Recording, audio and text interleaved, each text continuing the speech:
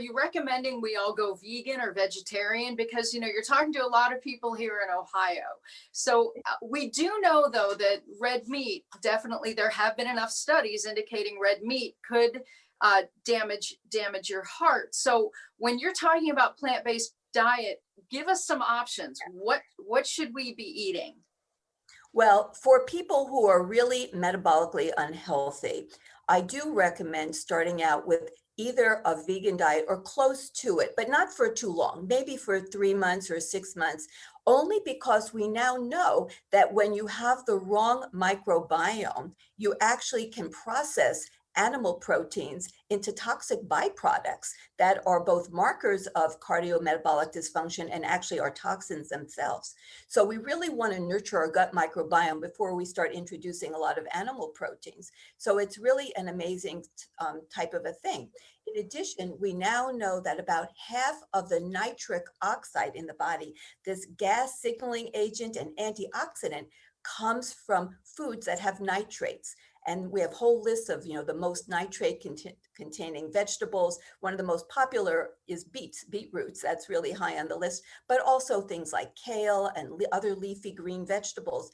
And in order for these to be metabolized properly, you need to have the right microbiome in the mouth and in the gut. So we really want to focus a lot on plants in the very beginning. But after you've been eating all these plants and getting your microbiome back in order, then we can introduce, or if you're in pretty good shape to begin with, you can start off by eating animal. But I subscribe to what really came out of the Harvard School of Public Health, which they labeled the sustainability diet, sustainable for both human health and Earth, the planet's health, because from an environmental point of view, having a lot of confined feedlot animal farms is really very polluting to the environment. So I recognize that humans are omnivores. So I do recommend that people long-term not be vegans, that they do eat animal protein, but not a lot. So 3 ounces a day, a little saturated fat is not a bad thing. It's just when we overload our body, there's a lot of this. If you have a lot of really bad fats, trans fats, saturated fats, along with a very high sugar diet, you will alter the gut microbiome, create impaired gut barrier, what we call leaky gut, and create a lot of inflammation. So, and we don't want that. So we definitely want to eat animal over the long haul, but we want to choose wisely the type of animal that we eat. And we also don't want to eat too much of it. We want to eat a small amount, just a few ounces every day. And that's not saying that you're not going to get enough protein, because we now know that there are plenty of excellent sources of protein from plants. And in fact, there's some data that suggests that women's cardiovascular system and their musculoskeletal system are very greatly benefited by plant-based proteins. Are you recommending probiotics? What's your take on those? Well, this is like a brand new horizon on understanding probiotics. So probiotics are trying to, when you give them, you're trying to nurture the existing microbiome that you have in your gut. And they're actually looking at it for the mouth too, probiotic toothpaste and all this. So we're just really at the very, very beginning of understanding. And every year they're coming out with this strain and that strain has this function and that function. So I always recommend eating probiotic foods. So that would be things like sauerkraut, which I happen to love, but you can have, if you're like Korean food, there's kimchi, there's kombucha tea, there's miso. So there are any crunchy vegetable can be fermented. So if you're, especially now, we don't fully know which are the best choice of probiotics. So eating the foods that are probiotic foods is always a great idea. And taking a general probiotic a few days a week anyway is not a bad idea. So you're going to get the lactobacillus, the bifidobacterium, some of the general strains. And I usually recommend, since we don't know everything about it, and we're not trying to select certain strains in general, we're trying to have diversity of our microbiome. That's what comes out in all the studies. The more diverse, the better. So I say, shake it up a bit, try this brand, that brand. Don't just stick with one thing, because we don't know enough about the microbiome to say that you should do one type of probiotic supplement every single day. We're not really sure about that. So I would say foundationally eat probiotic fermented foods and then mix it up. Try different types of probiotics. Don't just try to select out one because we don't really know enough yet. It's just like the probably the most complex ecosystem that we've ever imagined is the ecosystem of our gut microbiome. You know, you mentioned, that eating some foods at certain times can, impact your biome. But how do I know? I mean, most of us think when we eat something that doesn't agree with us, we're going to get indigestion or gas or whatever. But how do I know if I'm eating something I really shouldn't be eating? Well, your response is really important. In fact, in my practice, we do a lot of elimination diets. Now, you can do food allergy testing where you're looking at certain immunoglobulins, where we're looking at IgE. That's the true allergy response. And there are people that have true food allergies. I mean, they could get rashes. They can even have anaphylactic reactions from peanuts, fortunately, not too commonly. So there's certainly a place for that. But when it comes down to food sensitivities, really the old-fashioned elimination diet where you take out the foods that are most commonly associated with sort of a bad response, even though they could be good foods, and of course take out all the processed foods and the chemically laden foods. We don't really want them part of our diet, but even healthy foods can be sometimes creating bad responses in people. And the best way to know is by doing an old-fashioned elimination diet. And there's a different approaches. You can take out a whole bunch of foods and then slowly add them back, or take out one food at a time, see how you feel, and then add it back. But that's really the best way to see how you personally respond.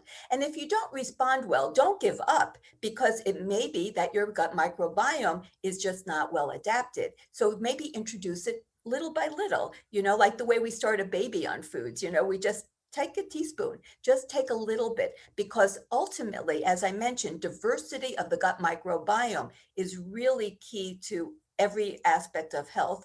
So to create that, you need diversity of diet. So don't just eat one thing over and over. In fact, that can lead to problems. So try to have be adventurous and try different foods. I love farmers markets. I know in Cleveland, they're probably not open in the winter. In California, we're so spoiled. We have them year round. But, go to the market that has the best produce and just experiment. Online, you can find so many different recipes, and just be adventurous. Try different types of vegetables. I want to remind our viewers to ask questions of Dr. Gersh. All you have to do is put them in the comments section. We do have one question from one of our viewers. My mom has Afib and leafy greens are not allowed. She's on Coumadin. What greens can she eat, if any? Well, I never want to specifically give advice for one patient. So I'm going to talk in general terms that there are many now who are on Coumadin that are eating a great variety of vegetables. And what's happened is that their Coumadin is then dosed to their diet. Instead of giving a very restrictive diet, they're just altering the Coumadin dose. But that does mean, of course, that you need consistency, and you need to be really on top of, checking your, bleeding factors, and you need to be really very, very proactive. But I have quite a few patients who are eating wonderful varied diets, but they're working with their medical professional to modify their Coumadin dosing in accordance with their diet. So I would say talk to your healthcare professional, your cardiologist, who's ever in charge, and see what you can do to add, have your mom to add back in the healthy foods so that Afib, and of course, there are other drugs out there besides Coumadin as well. There's a whole variety of drugs that can be used in Afib for anticoagulation purposes that don't have any of the issues that Coumadin has. So those are other things to discuss, like maybe another drug. Heart disease, obviously, number one killer of women.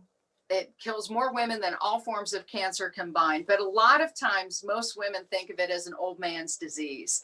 Talk to us about what are some of the things that women can do to protect themselves, and what are some of the risks that maybe they don't realize they're putting themselves in? Well, I think foundationally, it is important for women to know that heart disease is still the number one killer of women. Women die more from their first heart attack than do men. Women after the age of 60, 65 have more strokes, more ruptured aneurysms than men, more hypertension. So yes, this is a female problem. And what's really, I'm so glad you mentioned that, because there are many issues that women experience, health issues, when they're young, and they don't realize that these are risk factors for cardiovascular events. For example, autoimmunity. Like so many women, unfortunately, in fact, well, 80% of people who suffer from an autoimmune disease, things like rheumatoid arthritis and lupus and psoriasis, I mean, Crohn's disease, there's like so many autoimmune diseases. Even Hashimoto's thyroiditis, which is probably the most common of the autoimmune conditions. These autoimmune conditions are actually now, it took a long time before they really came to the forefront as recognized risk factors for cardiovascular disease. And what underlies them both is the inflammatory process. So they're both states of inflammation. There are other conditions that women have that are often not recognized as inflammatory that also link to cardiovascular disease, like endometriosis and polycystic ovary syndrome, which you mentioned earlier, which is one of my favorite conditions to help women deal with. And even things like asthma. Women suffer more from asthma than do men. And asthma is actually known as a predisposing risk factor. Birth control pill use and similar hormonal contraceptives also can have issues. Like we know, for example, that birth control pills increase the risk of blood clots. Well, and we wouldn't give them to smoking women. And why is that? Because they do increase the inflammatory response, which includes blood clotting. That's part of the life-saving inflammation response that occurs, for example, if you get injured and you have a laceration. That's part of how your body helps to save you from bleeding to death and so forth. So we have to be aware that these actually are risk factors. Now, there are many other things that are happening that are risk factors. For example, so many of the population now work at night. I happen to have been one of them for many decades doing night deliveries. Well, you know, we have women working in every area of society, and many include shift work and night work. And we now know that that alters circadian rhythm, and that also is another risk factor. And so we need to include all of those in our, cognitive, minds of thinking about what are risk factors. And then pregnancy, we know as the ultimate stress test of women's health. And when women have pregnancy-related complications, really any complication of pregnancy is a risk factor for developing some kind of cardiometabolic dysfunction later, most commonly after menopause, when estrogen is no longer produced by the ovaries. And that brings up the entire issue of estrogen. And estrogen is not widely recognized as a very key hormone involved in cardiovascular health and metabolic health. But really, it's the hormone that connects reproductive function with all of metabolic function. And if you think of metabolism as the creation, distribution, storage, and usage of energy, you can see why estrogen is so key and why having a healthy female is key to having healthy fertility and good reproductive outcomes. So when you lose your fertility with the onset of menopause, you lose this key metabolic regulator, estrogen. And we now know that estrogen exists as a receptors in virtually every organ in the body and is involved in so many different systems that affect the cardiovascular system. It's really quite amazing. It actually is involved in the control of the immune system. Every single immune cell in the body has estrogen receptors. and it's part of really regulating the immune response. Now, when you don't have enough estrogen, the immune response becomes dysregulated, and you're more prone to having this chronic state of inflammation. And we know that there are receptors that are involved in the heart, in the myocytes of the heart that involve estrogen. And I had mentioned nitric oxide.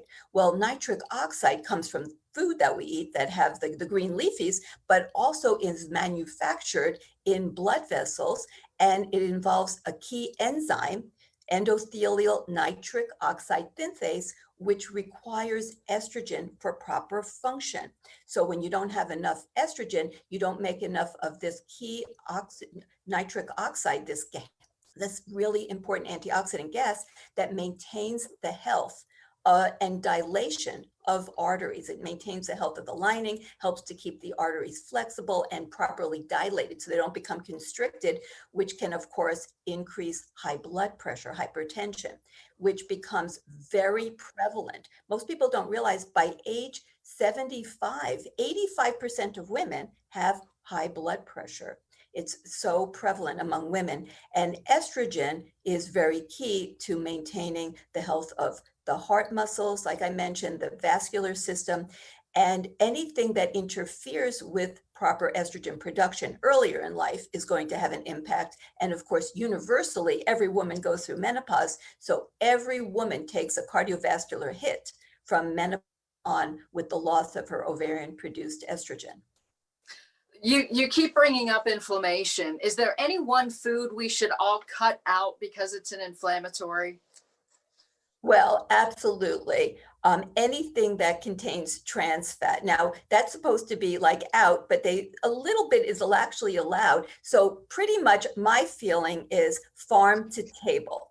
So if you have to read a label and it has anything on it that isn't a food, my honest feeling is that you shouldn't eat it. Chemicals are not part of our food system. And we now know, for example, artificial sweeteners actually promote diabetes. Artificial sweeteners can damage the gut microbiome. If possible, try to buy organic produce because herbicides and pesticides are, well, they're killers. That's exactly what they are. And when they came up with the idea, they weren't thinking of our gut microbiome and that they could actually kill those little guys. So as much as humanly possible, try to do farm to table. In other words, cut out the middleman, that the factory produced foods. It's really, it's a big industry, but it's not a good health, supporting system. So you really want to, as much as you can, when you can, buy from the local people who produce food, farmers markets, or get from good markets that are carrying locally produced produce as much as possible. So that also cuts down the carbon imprint. And as well, try to look for animals that are not coming from, I know this is hard, but animals that are free range or grass fed as opposed to from confined feedlot farms as much as possible. It's very hard, but do the best you can to buy the foods that you could be eaten, say, by your great-great-grandmother, in terms of it doesn't have chemicals, it's not produced in mass, and it looks like what it came on earth as. It doesn't have some weird shape or puff or something like that that was created in a factory, because none of those things are going to provide the same quality of nutrition. So exactly like it's what you eat and it's what you don't eat. All of that is very important and very contributing. And I also wanted to mention, because you brought up inflammation and foods that create inflammation, when we have now an amazing array of laboratory tests that allow us to actually ascertain someone's state of inflammation. So we've always in the past, we'll get a conventional lipid profile, cholesterol, LDL, HDL, and so on. And there's still value in that, but there is so much more than that now to really discern what someone's risk status is and their current health status, because inflammation, now that we know and really understand it is the driver of all of these chronic diseases, including cardiovascular disease, we can measure a whole array of inflammatory markers looking at the state of the arteries in terms of like leaky arteries, like we talk about leaky brain, leaky gut, and you can have leaky arteries. We can measure microalbumin to see what, if people are having like leaky arteries and they're not healthy. We can measure markers for lipid peroxidase types of tissue. So we can do like F2 isoprostanes. We can look at basically like rancid fats in the body. We can look at generalized inflammation. We can look at enzymes that are produced by white blood cells that may be amassing in arteries, creating inflammatory plaque, which is more prone to rupture. So there's a whole new world of markers out there. And even in terms of the lipid profile, we now know that just getting LDL and HDL really isn't enough. We can look at particles that are called apolipoproteins, which are really particles of these compounds that are really proteins that combined with the fats that carry the cholesterol. So cholesterol is just cholesterol. It's really how it's being utilized in the body and how the body is dealing with eliminating it, cleaning it out of arteries. And so we can measure different fractions of apolipoproteins to get a much clearer idea of what really is going on involving the lipids, and thinking and recognizing that cholesterol is really a reflection of the underlying inflammatory state of the body. So all of it links together in terms of how I, for example, as an integrative physician, can help my patients to understand their health status and then give them hopefully, well-received advice. It's always, that's always the challenge. And it is for every one of us to know something and then to do it are not always the same. That's why, sometimes we have to do baby steps. But, in terms of really understanding why it matters what we eat is so important, and looking at your markers and really understanding where your status is in terms of health is so key as a motivator as well. We have some questions from our viewers. We'll start with cholesterol. 2 points. How old should a woman be when she starts getting her cholesterol checked? And one viewer says, I have high cholesterol. What should I eat? Okay, great questions. Well, the American Heart Association recommends routinely starting at age 20. It could always be done earlier, depending on the situation, of course. So wherever you are, if you're at least 20 and you haven't had it done, for sure, get these things tested. And then depending on the results, it could be tested either frequently or even as far apart as 4 or so years, depending on also changes in health status and so forth. In terms of having high cholesterol and what can you do, there is so much that you can do. For women, we now know that statins for primary prevention, like to prevent the first heart attack or stroke, is not really as effective as it is in males. So women are different. This is like always the message to come out with. We have different hormones, we have different genes. We start with 2 X chromosomes and one gets partially deactivated, but not completely. So our immune system is programmed differently. So we are different from men, and lifestyle first is the way to deal with high cholesterol. So eating, like I mentioned, really like tremendous amounts of vegetables. Now, this is sort of overwhelming, but I'm going to tell you anyway. Some of the most recent data suggests that when you're trying to do a metabolic turnaround, the amount of vegetables that you should probably consume is in the neighborhood of 9 cups a day. I know that's a lot. They used to say like maybe 5 cups, but to really do a turnaround, you need to try to eat 3 meals a day, no snacks, preferably, and try to have 3 cups. Now, this is measured raw, okay? 3 cups of vegetables a day and, 2 or 3 cups of different types of fruit. That's a tremendous amount, but that's actually been shown to be like the best way to try to turn around cardiometabolic issues. So, do the best you can. That may be more than you can possibly consume. I can tell you, you'll never be hungry because that is one giant bowl of food. In fact, for many of my patients with polycystic ovary syndrome, which has tremendous metabolic ramifications and problems, as well as reproductive issues, if they're open to it, I say start your day with the salad breakfast bowl. And I know that's not traditional. You just got to think out of the box. Think about what conventional breakfast foods really consist of in this country. And then you'll just turn your head and walk away, right? Because they're not typically health foods. But if you can think out of the box and just think of breakfast as a really key meal, and there's even data showing that big breakfast will lower atherosclerosis. So, eat a big breakfast, but not of conventional breakfast foods. Why not a giant salad? If you can put everything under the sun in a salad, as we know, there's every kind of salad. You can put in beans, you can put in a little bit of an animal protein, like a little bit. Now, I know people sometimes like wrinkle their nose, but I grew up with it. But sardines, there's a lot of omega-3. We can't touch on everything, but omega-3, which has been a little controversial, I know, but I go with the data that supports omega-3 for cardiovascular health. I think the data is supportive. And like 1 can of sardines is a whole gram of omega-3, and it doesn't have the mercury. So, try different things. I said, be experimental, and you can put a giant bowl together of a salad. And I've had patients over the course of a year, 18 months, lose like 60 pounds by eating this giant breakfast salad bowl. It's like a serving bowl, and then, you fill it with every kind of vegetable and, beans of all kinds, which are wonderful, like garbanzo beans. Like our microbes love garbanzo beans, I can tell you.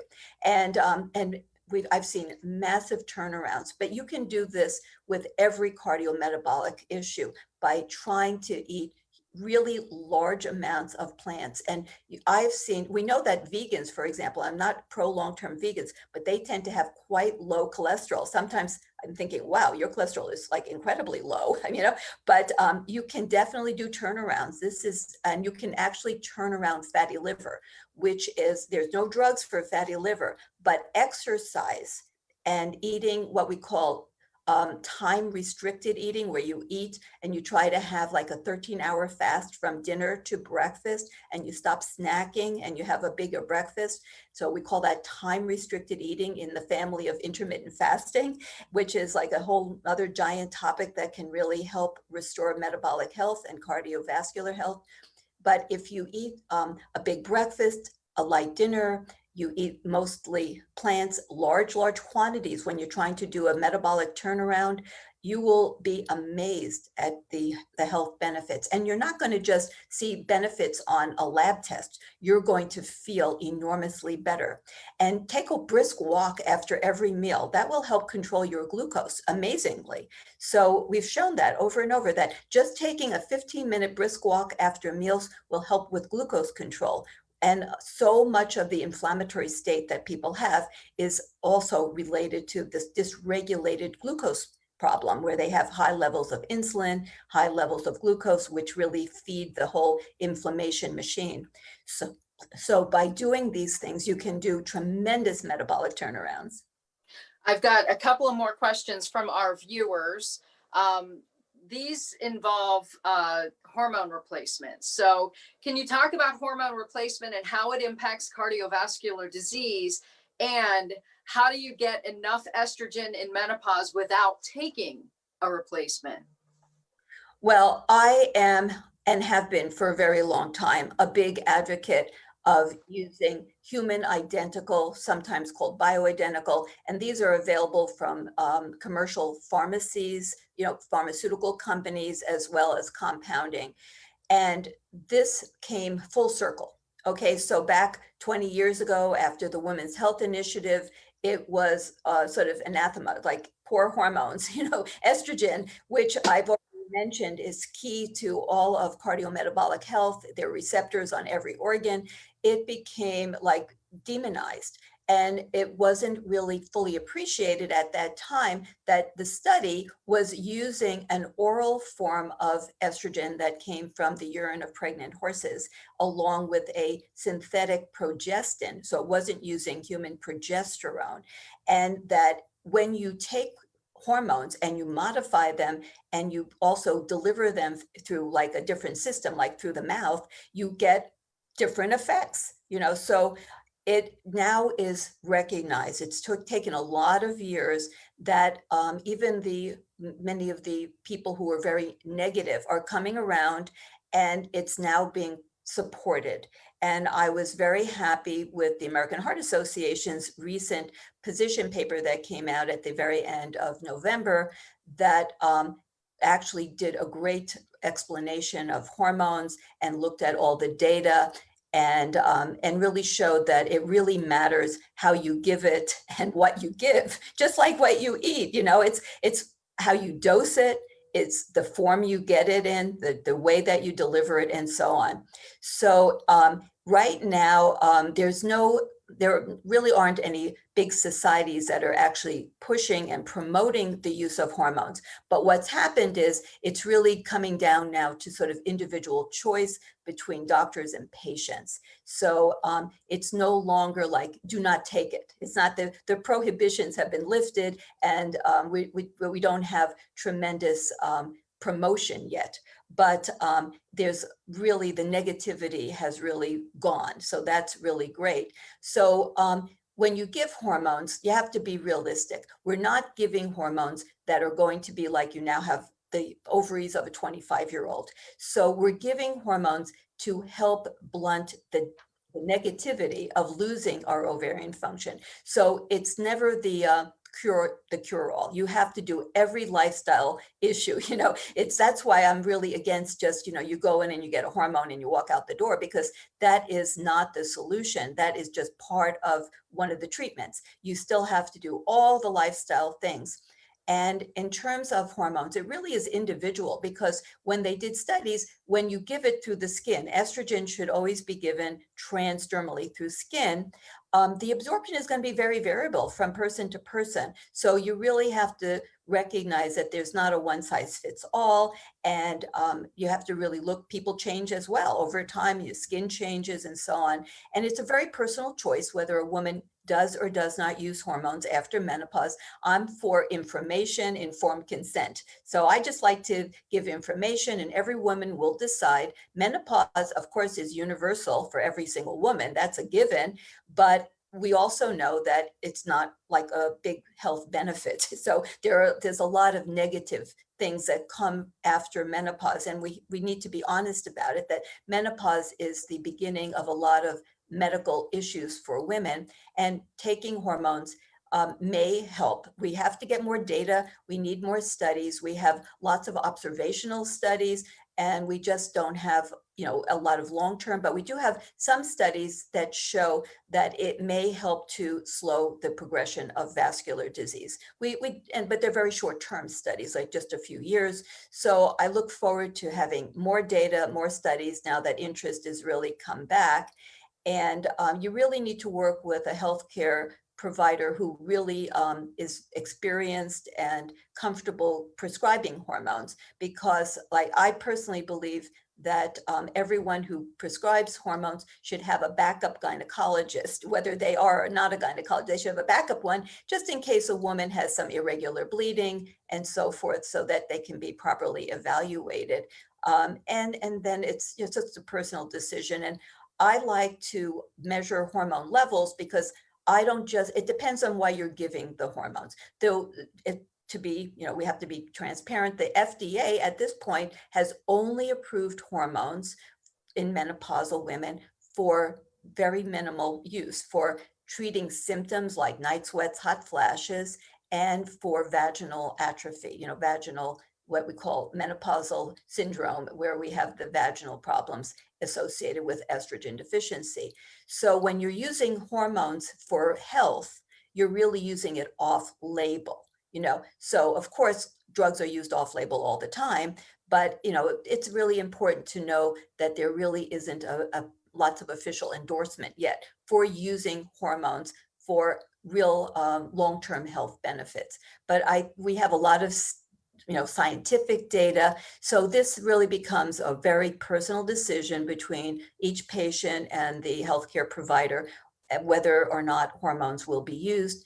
But no matter what, everyone has to do all the lifestyle benefits, exercises and sleeping properly and eating the right food and working on stress. And, we live in COVID pandemic now, and a lot of people have a lot of social isolation. And it's just really important for me to throw out, especially as an integrative physician, that we know that emotions are very important with heart health, and that loneliness and feeling socially isolated and not having friends and companionship really has a very negative effect on cardiovascular health. So we all need to stay connected at this time in every way that we can.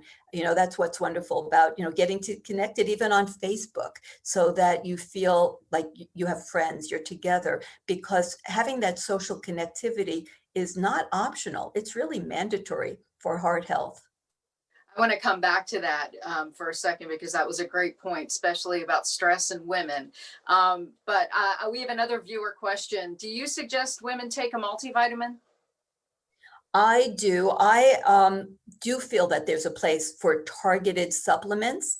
And I know this has been bantered about forever, is there any value? Well, I do test micronutrients, and not test them on every single patient, but there's data out there suggesting that very large percentages of people are deficient in like iodine. In fact, that's why they put iodine in salt 100 years ago. And now who's eating all that iodized salt, So we're still deficient in iodine, maybe more so, and magnesium and zinc and many of the B vitamins. I check B12. I find so many people are deficient in B12, and reproductive age women are so deficient in iron. So I really do feel that, that women should take a good quality multivitamin every day. I mean, what is the downside? I don't see it, and it's really hard to do studies to prove that taking a multivitamin is going to lengthen your life. I'm just saying that it's going to fill gaps that virtually all of us have in some degree with some nutrients. So I just can't understand, like there's been so much about like vitamin D, so we're checking vitamin D levels like crazy, but vitamin D is just one of the nutrients that we need. And of course it should come from sunlight, but none of us are getting enough these days. And there are other nutrients that so many people are deficient in. And even when we eat healthy fruits and vegetables, the soil is not the same soil. It's actually deficient. And that's how we get a lot of our nutrients, is the food actually gets nutrients that the vegetables get it from the soil. And if you have depleted soils, you're going to have fruits and vegetables that are different. And often fruits are picked before they're fully even really ready to be picked. And they're ripened in an artificial setting, and they don't really get the same amount of even vitamin C. So I am a proponent of taking a good quality multivitamin. I certainly take it myself. You brought up the pandemic. You brought up stress. Women need to really focus on the fact that stress is a killer. Can you talk about what can we do, especially living in this time right now, to improve our heart health based on, they're teaching their kids at home, and, maybe they've lost their job. There's so many stressors at this time. What do we do about it? Well, I am just the biggest advocate that every person needs a mind-body practice. Now, there are ways that you can do it where you don't need training, you don't need to put in a big investment. For example, guided imagery. There you can do CDs or downloads of guided imagery, sometimes called like guided meditations. You don't need any training. You listen to a lovely voice with some lovely background music, and it takes you on a mind imagination journey where it tells you to imagine like a beautiful place, and you don't have to try to clear your mind. I hear so many people say, I can't meditate. I plan my grocery shopping list. I can't clear my mind. Well, you don't have to try to clear your mind and practice, meditation, which for some people can take years to master. This is simple, but it has the same benefit. And even you can also do like we call walking meditation, where you just take a walk and you look at the leaves and the clouds and feel the wind on you, and you just focus on all the pretty things that you're seeing. You're not thinking about, what you're going to do tomorrow or what's happening at work. You just walk and you just take in the beautiful surroundings that you have. You can do prayer meditation where you hold an object that you imbue with meaning. It could be anything. It could be something that your mom gave you that belonged to your grandma, or something that you got from a religious service, or any memorabilia that you put memory and meaning into, and you hold it, you touch it, you look at it, and you just fill yourself with warm thoughts for yourself, for the people you love, for the world at large. And you do this every day. You know what they say in transcendental meditation: if you don't have time to do it, then you obviously need to do it more. So, everybody needs to do some form of mind-body medicine. Now, other forms that people don't always think about as mind-body medicine are body work, like different forms of massage. And who doesn't love a great massage?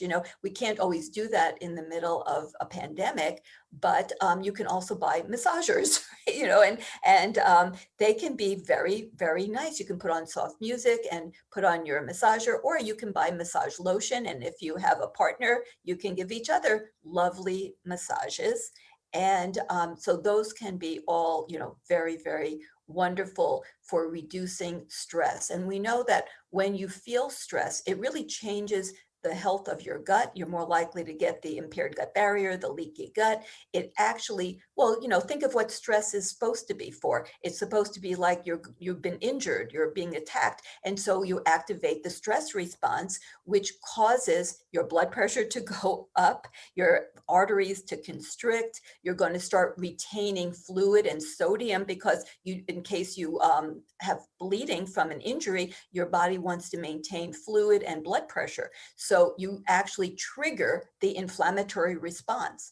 Like, the worst thing that you could possibly do for your health is to trigger the inflammatory response when there's no purpose in it, because you're not really under threat of being injured. You haven't been traumatized or physically or anything like that. Emotional trauma is actually exactly the same body response as physical trauma, but it serves no purpose. And it also completely dysregulates all of your systems in your body, your hormones and so on. And our stress response was meant to be acute and short-lived.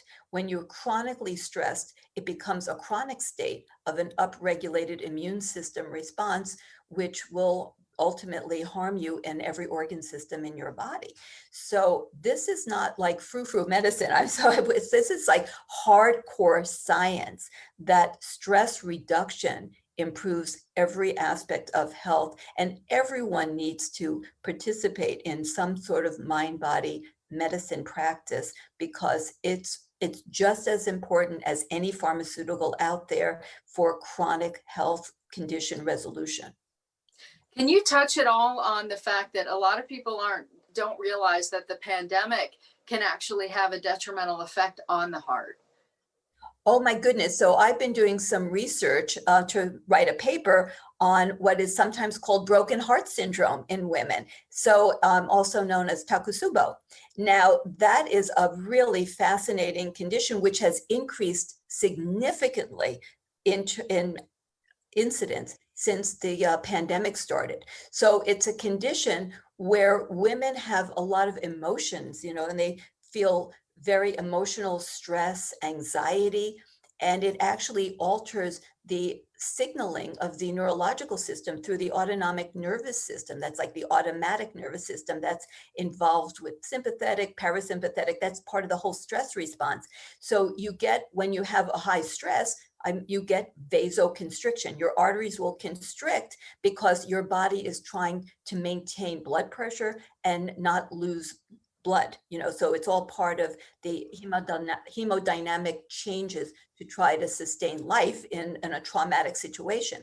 But this is being triggered in women who are having emotional traumas that they're experiencing during this pandemic, which can affect blood flow to their heart, can trigger arrhythmias, can trigger what actually looks just like a heart attack, and can alter the function of the heart cells themselves, and can create a short-term episode of heart failure. So, we have blatant evidence that emotions can affect hearts in women.